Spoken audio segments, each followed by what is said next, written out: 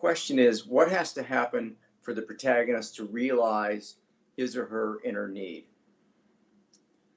I'm glad you guys are talking about inner need, because it's a really, it's an aspect of screenwriting that's frequently overlooked.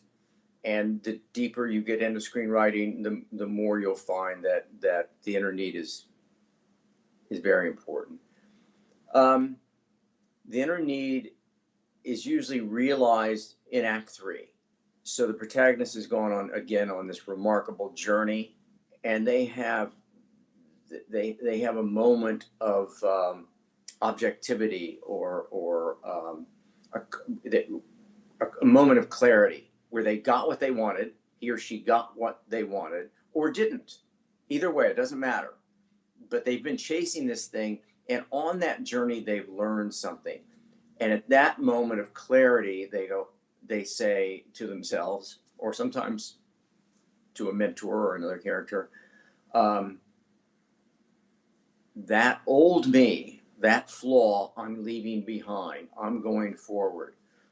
Rick, I don't know how many of you know Casablanca, but Rick in Casablanca, Ilsa's the love of his life, and he says to her, you must get on that plane with Victor Laszlo, because the problems of three people don't amount to a hill of beans in this crazy mixed up world. And then he turns to his best friend, Captain Renault, and he says, I'm rejoining the fight. So this is a man in the first act who had nothing to do with anything that wasn't about him. He was completely narcissistic. Now at the end of the film, he says, I'm giving it all away. The love of my life, I've let go of her because it was the right thing to do. My bar, restaurant, I won't be able to go back there.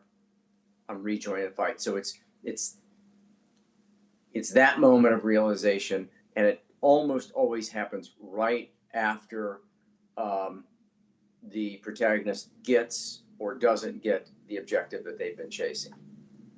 The inner need, important aspect of film. And oh, one last thing. Remember, it's always tied to the flaw. The inner need, you need the flaw in the first act so that we know that it's been corrected and connected, and that's always connected to the inner need. Okay, thanks a lot. Okay, so if you like what we're doing here, if you're enjoying the content, please like and subscribe, and send us those questions, because we look forward to getting to them. Makes it a lot of fun to answer your questions and to be in touch with you, and we'll see you next time. Okay, thanks again.